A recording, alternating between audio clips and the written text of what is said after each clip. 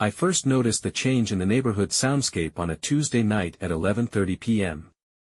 Vivaldi's Summer from the Four Seasons blasted through the walls with such force that the framed photograph of my late mother vibrated on my nightstand. I'd always appreciated classical music, but not at this hour and not at this volume. As I pulled my pillow over my head, I recognized the irony. Douglas Pierce, the man who had spent the past year fighting my garden fence extension because it compromised neighborhood aesthetics, was now treating the entire block to a midnight concert. The timing wasn't coincidental. The property dispute had concluded just yesterday when the city council voted 5-2 in my favor, allowing me to extend my garden border by 3 feet onto what had long been considered a neglected strip of communal land. Douglas had contested it fiercely, gathering signatures and making impassioned speeches about neighborhood character and the slippery slope of property encroachment.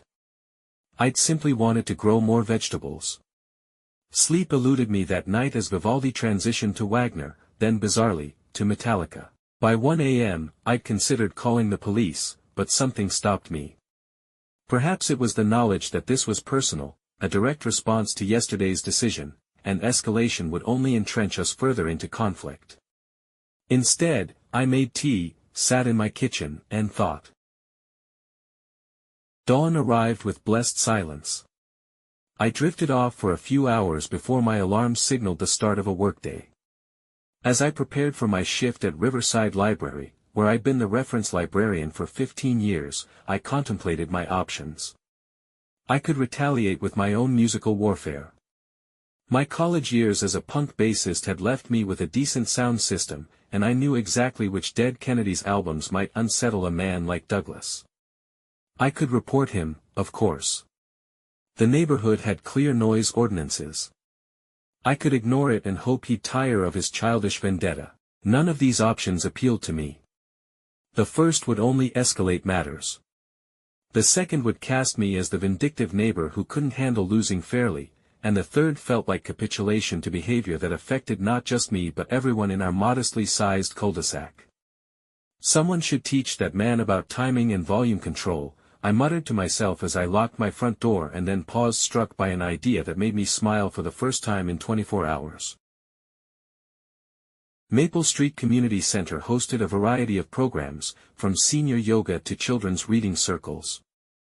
I'd volunteered there sporadically over the years, mainly helping with their small library corner.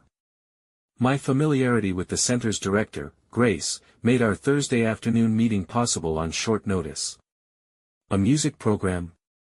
Grace repeated, tapping her ballpoint pen against her desk calendar. We've considered it before, but finding qualified instructors willing to volunteer their time has been challenging. What if I could help with that? I asked. I have a connection at the university's music department. That wasn't exactly true yet, but I had a plan. My cousin's daughter, May, was a graduate student in music education at the state university and we'd always been close. Grace tilted her head, considering.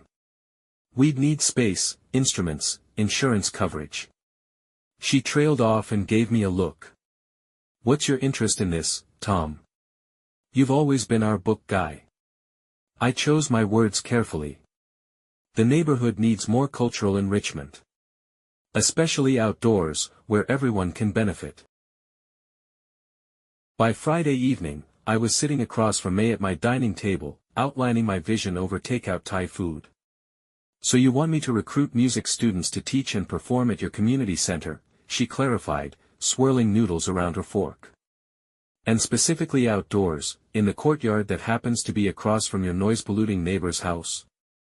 I winced at her directness. It sounds petty when you put it like that.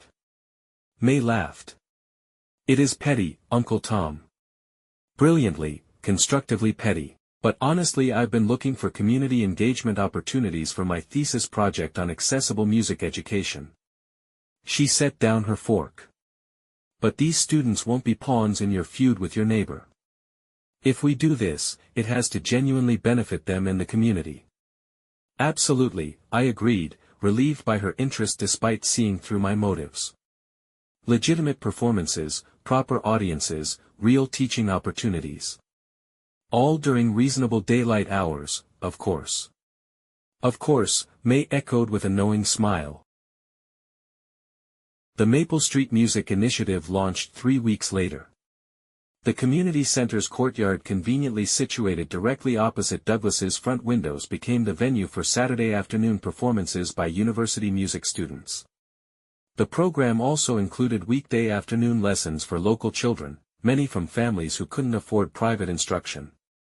Grace had secured a small grant to provide honorariums for the student teachers, and the center covered insurance and provided some basic instruments. I donated my time handling administrative details, flyer distribution, and securing additional donations. My extended garden now included a section of herb plants specifically chosen to attract butterflies and honey bees, creating a pleasant natural backdrop for our outdoor music space. The first Saturday showcase featured a string quartet playing selections of Mozart and Debussy from 2 to 4 p.m. Neighbors brought lawn chairs and picnic blankets, creating an impromptu community gathering. Mrs. Abernathy from the corner house brought lemonade. The Tran family carried over homemade spring rolls. Children danced on the grass. I made sure to personally invite every house on the street, including Douglas's. He didn't attend, but his curtains twitched periodically. The music was audible across the street, though at a perfectly reasonable volume for a weekend afternoon. The second weekend featured a jazz ensemble. The third, a classical guitarist. With each event, attendance grew. Parents whose children were taking weekday lessons began bringing extended family. The community center added a small refreshment stand as a fundraiser. Douglas's response came during week 4, a brass quintet performance, when he stormed across the street and confronted me as I was setting up folding chairs. "This is deliberate harassment," he hissed, close enough that I could smell the coffee on his breath. I arranged another chair before responding, "It's community enrichment, Douglas. Perfectly legal during daylight hours." I handed him a program. "Today's musicians are particularly talented. The trombonist won a regional competition last month. Don't play innocent. You know exactly what you're doing." His face had flushed to a concerning shade of crimson. "First you steal community property for your garden, and now you're creating this noise pollution." Several neighbors had paused their conversations to watch our exchange. "Steal." The council voted, Douglas. "And this noise pollution seems to be bringing the neighborhood together quite nicely." I gestured toward the gathering crowd. "You're welcome to join us.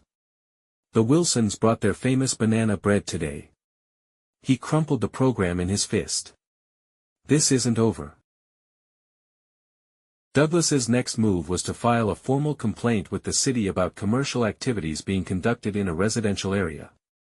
The resulting inspection found that the community center was properly zoned for its activities and the outdoor music events fell within acceptable use. The inspector actually ended up staying for the second half of a viola recital. When that failed, Douglas began counter-programming with his own outdoor activities, running his leaf blower during performances and starting his car repeatedly to trigger the alarm. This strategy backfired when Mrs. Kowalski, an 83-year-old neighborhood matriarch with surprising lung capacity, publicly dressed him down for interrupting her granddaughter's flute solo. "Some of us are trying to appreciate culture, Douglas Pierce. If you can't contribute positively to this community, at least have the decency not to sabotage those who do." The confrontation was captured on several cell phones and became something of a local legend. Mrs. Kowalski received a standing ovation at the next Saturday performance. Douglas's midnight musical selections continued sporadically, though with diminishing frequency, as it became clear that I was becoming the neighborhood pariah. The contrast between his midnight disruptions and our community-building daytime performances wasn't lost on anyone.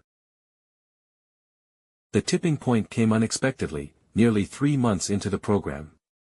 I was weeding my garden when Zach, Douglas's 12-year-old son from his first marriage who visited on alternating weekends, approached my fence.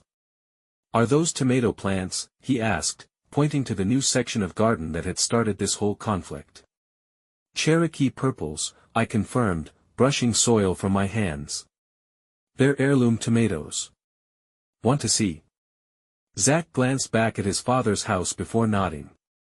I showed him the developing fruit, explaining how they would turn a dusky purple-red when ripe. He seemed genuinely interested, asking thoughtful questions about growing conditions and harvest times. My mom has a garden, he volunteered. Not as big as yours, though. As he turned to leave, he hesitated.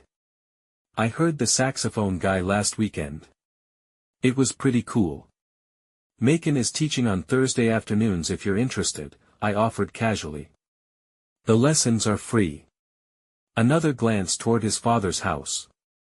Maybe. To my surprise, Zach appeared at Thursday's lesson.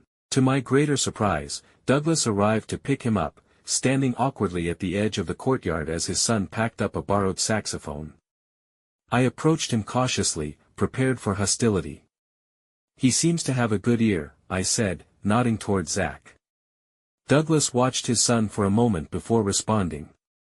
His mother says the same thing. She's been trying to get him interested in music lessons for years. A pause. He says the teacher here is not boring. Macon has a gift for working with kids, I agreed. He's building a real community program here. Community, Douglas repeated, as if testing the word. That's what you said this was about from the beginning. I met his gaze directly. It is, Douglas. It always was. Something shifted in his expression, not quite surrender, but perhaps a recognition that the battlefield had changed.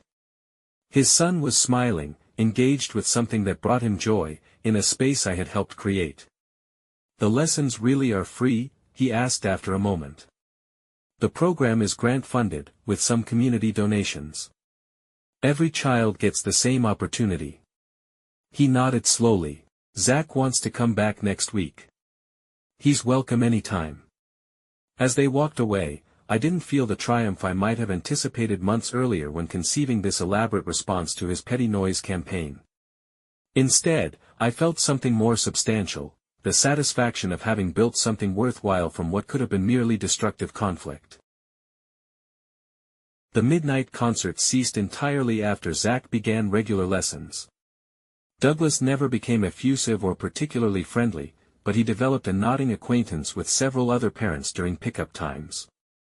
6 months in, he unexpectedly volunteered his truck when we needed to transport donated instruments from the university. My garden flourished in its expanded space. I took to bringing fresh produce to the Saturday performances, cherry tomatoes for children to snack on, herbs for parents to take home for cooking. The music program expanded to include a small youth ensemble that performed monthly. The following spring, as I was setting up the courtyard for the season's first outdoor performance, Douglas approached with a folding chair under his arm. "Is this seat taken?" he asked, gesturing to a spot with a clear view of the makeshift stage where Zach would be performing a saxophone solo. "It's all community space," I replied, stepping aside. "Everyone's welcome." As I watched him settle in, adjusting his chair for the best angle, I reflected on the curious alchemy that had transformed a property dispute and petty noise retaliation into something that strengthened rather than fractured our neighborhood. The music began, a student jazz quartet playing a surprisingly sophisticated arrangement of a Duke Ellington piece. Across the courtyard, Grace caught my eye and raised her paper cup in a subtle toast. Mrs. Kowalski patted the empty chair beside her, inviting me to sit. I took my place in the audience, surrounded by neighbors, listening to the harmonies that filled the afternoon air, at exactly the right volume, at exactly the right time. Please like and subscribe for more great revenge stories. We would love to hear about your neighbor experiences. Please feel free to vent in the comments.